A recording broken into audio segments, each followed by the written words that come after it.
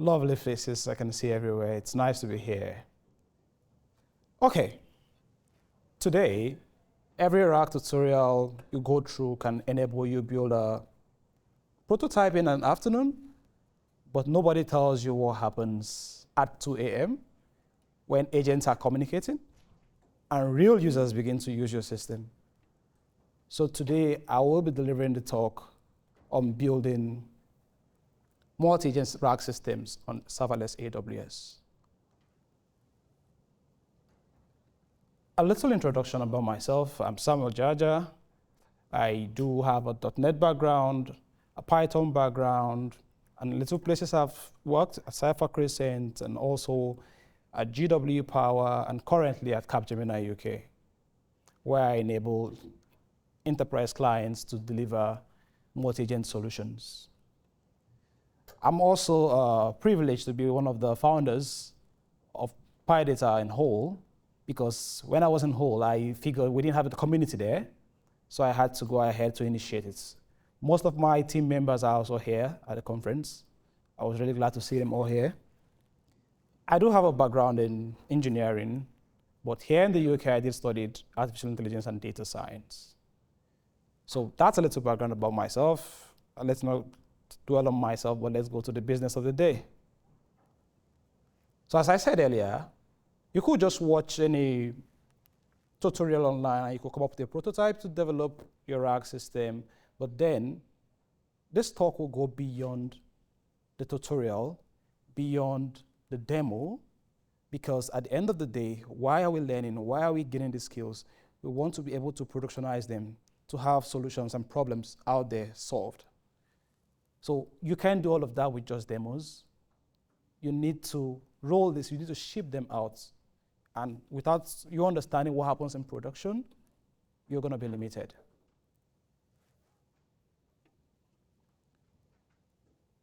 Recently, I checked in the media and I figured Gartner said there's research going on that about 62% of enterprises are currently experimenting with agents. And of this 62%, it happens that 25 have gone into production.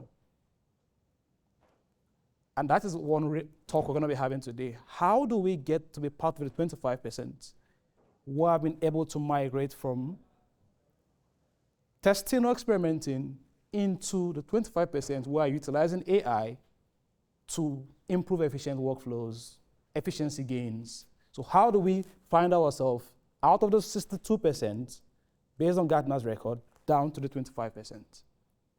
That will be a talk on today. But then we're going to look at why single agents are limited. Why single agents are limited. It's something we're going to be looking at. When you work or you build a system and you just have one agent doing everything, you tend to build context overload. You also do tend to have bottlenecks in terms of latency. You also do have, or rather, you couldn't scale. Because if you're just working with one system, you won't be able to scale. You cannot implement parallelism as well. Because everything that comes just comes to one single agent, so that agent is limited. As opposed to when you have a more reasoned, a more thought process, or an architecture governing your agents. And it's also very easy for you to debug when you're not operating with a limited or just one agent, one single agent. So that's what we're going to be looking at. But then, what is the solution to all of this? It's now having sub-agents or specialization on agents. Just the way in our different workplaces, we have people, you say, okay, you are a Gen AI engineer, you are a network engineer, we have our different specialty. We are kind of focused on one area. So also do these agents needs to also have that fashion. You can't just have everything embedded in one agent. So there calls for good architecture, good decision, and good judgment calls. Also, it's been said, according to Gartner recently, I also saw on the media that agentic systems utilize 15x more tokens as opposed to chat interactions. Reason being, these agents have a lot of tool calls to make, have a lot of interactions to make, as opposed to our basic chat system or chatbots. And these agents, they do more. They many a times complete business workflows. A full business vertical or domain can be completed with an agent. So it's not for us to be distracted or not to build this agent because they consume more tokens. No, but it calls for more architectural decision. And that's why we need to understand architecture. We need to understand governing principles. Why are we doing this? We need to be able to make judgment calls. And so we can build much more efficient agentic systems. And at this point, I will be introducing Prime. Prime is a system I built sometime 6 to 8 months ago. And the whole idea of Prime, it's a portfolio risk investment management engine, but it's built with most details being productionized. It's not out there being used, but it's a portfolio project that has a lot of patterns you find in productionized systems. And the breakdown around this is it has 5 key agents. You've got the planner, you've got the tagger, the reporter, you've got the charter, and also the retirement. Those are the key 5 agents. But then, shortly we'll go into the architecture. The planner is the main orchestrator here. The planner is the orchestrator, is the worker, the guy who moves, okay, say you do this job, you do that job. That's the planner in this situation. So it's coordinating 4 other agents. But then, when you look at the architecture shortly, you will see several other components coming in to make this a better and a more robust system. Okay, so let's look at the architecture right now. Let's spend some time here just to get a bigger picture of what's happening. So if you look closely at the screen, you're going to see within your API requests and your planner or your orchestrator, you've got an SQS. An SQS, that's Simple Queue Service of AWS. Now, that serves as a pub sub. You could use other tool in there, but because this project was designed all around the AWS ecosystem, so the best tool to use for this within the AWS ecosystem is the SQS system. So there are a whole lot. If it's in Azure, you could use Service Bus, you could use Kafka, you could use RabbitMQ, a whole lot, but then we are being limited based on this use case for this. So from the architecture, you could see we've got a dead letter queue such that when a job comes in from a request, the job goes to the SQS queue. If after 3 attempts something fails, you don't lose that detail. That payload, that request, that job ID is being sent to the DL queue. So you're having much more resilience around your system. So nothing fails. If you've got to make audit calls, you can easily go back and look at this and know what has failed. So that is what the SQS is doing, but it has a resilient system which enables you have a much more robust system. Now, one thing to also note is the planner is coordinating 4 other agents. The SQS has no much interaction with the other 4 agents. If you look at the system clearly, it's the planner who decides, okay, you do this job, you do that job, and under the hood, they are all Lambda functions. And that is why we're looking at it from a serverless perspective. They are all Lambda functions. So Lambda functions are just handlers or functions you just give your code, and AWS handles it for you. And I understand the audience should be a technical audience, but then I think most of us understand the concept of serverless. It doesn't mean there are no servers. There are servers, but AWS is managing it for you. They are managed servers, so you don't have to get those racks, but you just write your code and it handles it. But then you don't always use serverless. You need to understand your requirements. You need to understand your trade-offs before you dive and say, okay, I'm going to use a serverless system for this.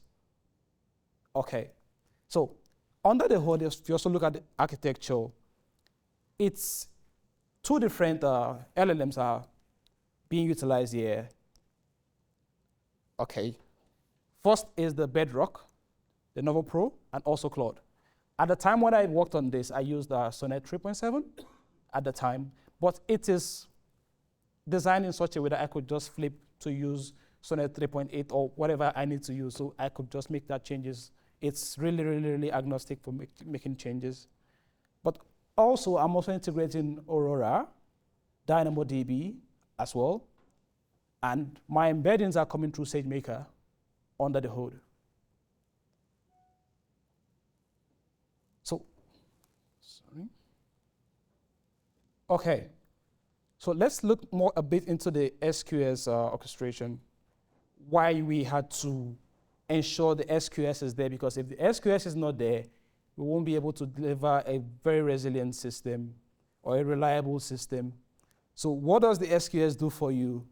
There are three key things it's handling in this situation. The coupled entry points, whereby your API doesn't know the planner. So a pop-up system like SQS is just where you go, a mailbox, you just drop an email and someone comes pick it up. So we don't have that interaction. So also it is highly decoupled. The front end or the request coming doesn't know anything about who is handling the orchestrator or the orchestration. It doesn't know anything about that. And also you've got the dead letter queue, the DL queue, which I talked about earlier, for failures. Because when you build this system, you design for failure. You design for failure, you just don't design, or you just don't vibe code. You've got to understand, okay, what could fail? And there comes the need for good system design and architecture. So let's also look further. When we say multi-agent RAG system, in this situation, not all the agents have RAG. The only agent operating with a RAG system here is the reporter. So when people build, the fact that you can build doesn't mean you should just go ahead to build. You've got to understand your context. You've got to understand your requirements. Should I give every agent to have embeddings? No. So the idea, it moves from tool call to embedding, to retrieval, to augmentation, and to generation. And if you look closely, why we only had to ensure the reporter, because it's the reporter that is making some financial pooling of data. That is why only the reporter has that access of a RAG system. There's no need giving the planner to have a RAG system, because what does the planner do? The planner just orchestrates, right? And when you orchestrate many times, you don't do much. But what the planner utilizes is called model tiering. For instance, use a light model for your orchestration. Like a Lenovo Pro 3 is a light model. Then when you come to models or agents doing much of the analysis, you could use larger or much more bigger, as we call it, models like the Sonnet 3.7, 3.8, or the GPTs, as you may have it. Okay, we're going to talk a little bit about Bedrock in terms of CRIS, as I call it, and also as AWS calls it. So when I say CRIS, I'm referring to cross-region inference system. Prior to, I think 4 or 5 months ago, if I'm right, we had only the geographic CRIS, but recently AWS also pushed out the global CRIS. Now, what is the difference between these two? The key difference is with the geographic CRIS, your model stays within the geography, right? But on the global CRIS, you could go across geographies. You could initiate your model to go to a different region to make requests just for failovers. And if you look at this system, the primary region is US West 2, and we've got 2 other failovers at US East 1 and US East 2, right? But if you look closely, you're going to see at the top, we have a kind of prefix which says us.amazon.nova and us.anthropic.cloud 3.7. Before this time, when I talked about the global, not the global, the geographic CRIS, before it was the prefix you used to decide, okay, I want you to route to this location, right? But now AWS made some improvements and it routes to different parts of the world, and so doing you could span out your workload to different commercial regions. And this also helps you in terms of data residency, because sometimes you're working on projects, maybe client-based, the data doesn't have to leave a certain region. So data residency is key. And this is a very vital tool from AWS, which I also integrated. Okay, and let's look at the big one. In this project, the big one for me is this, the cost lessons. I need this to learn. Let's just look at the cost lessons in terms of vector storage when I refer to this. It's fairly a new outlook from AWS as well. It's not been, if I'm right, it's not been up to a year, yeah? But initially, it wasn't in all regions. But right now, you've got S3 vector store in about 31 regions from the last time I did check. So it keeps spanning out. When it started, I think the first week I used it, I was wild, because AWS put out on the GA availability and they said it's 90% cheaper. I doubted that. But when I worked on this, I figured it was really, really cheaper because it's native with your S3 bucket. But then there's a comparison with OpenSearch Serverless. I wouldn't say serverless is bad, no. It depends on what you're doing. If you've got high frequency, it's better you use OpenSearch Serverless.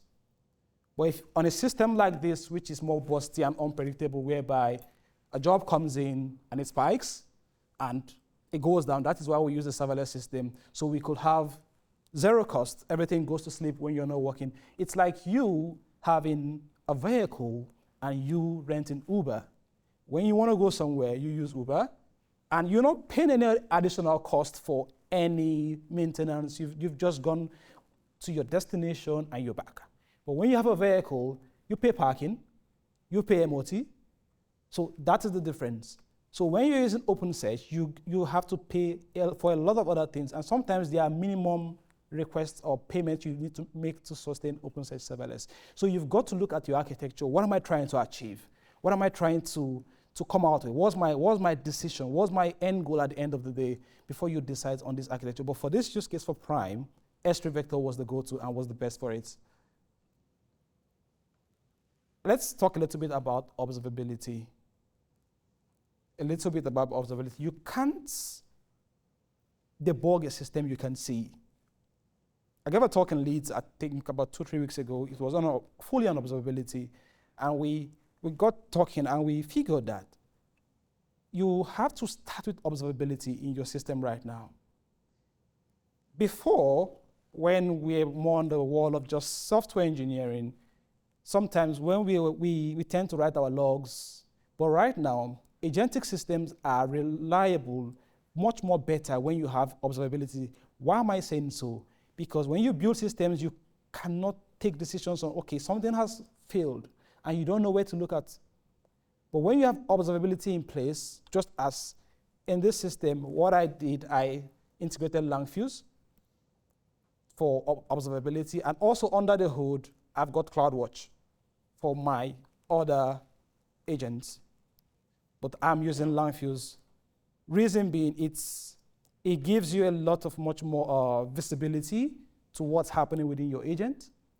But there was an issue. If we're familiar with Lambda, you know Lambda times out in about 900 seconds, which is about 15 minutes.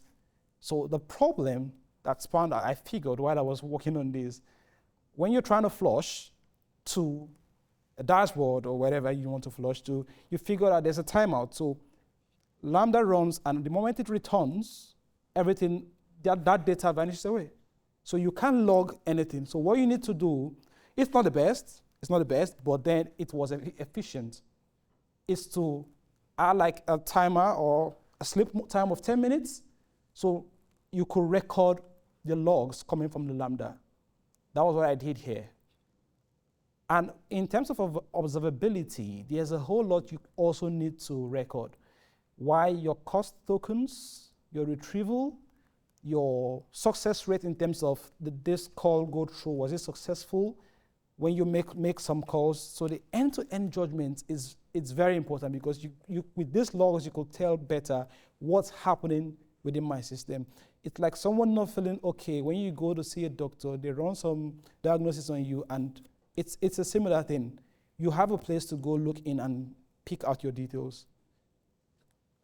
So what I learned from this project were that if you see at some point Bedrock was hitting rate limits, so I had to add some decorators for that, was timing out, and also for the Langfuse, which I talked about earlier, traces vanishing. That was also something I also had to, I learned the hard way because I wasn't seeing my records from the Lambdas, and I didn't figure on time that, okay, this could be coming from here, but much later I then recalled that, okay, this was the issue, and I had to fix it. So that was something I also learned. Then in terms of static design, you also have to design in a way that you do not add much more issues to your context window or the context of your agents. In the sense that if you're building a system where you know, okay, fine, I'm going to be integrating memory, then you have to plan for that in a way of much more efficient. But what I did here to avoid context explosion was to strictly ensure all calls are stateless. All calls are stateless. That was what I did here. So our 3 key takeaways from this, I would say, use SQS as your entry points from day one if you're working within a serverless system within the AWS ecosystem, because as I said earlier, most of the tools you see are just tied to AWS. So right now, this is a little vendor locked in, but then just have that in mind. And also scope your retrieval. Scope your retrieval and ensure which agents will handle RAG. Not all your agents need to have RAG. Understand your trade-offs very well. And also, while instrumenting, you could start this way. When you're trying to build logs for observability, ensure you work with your most complex agents. Add observability there first. I'm not saying you shouldn't add to all, but you need to learn the failure mode, right, around the system. When you learn that failure mode, you will know how to scale better. So these are 3 takeaways I would say I picked out from this and I decided to share at this meeting. To add to that, I think, yep. Do we have questions? Cool.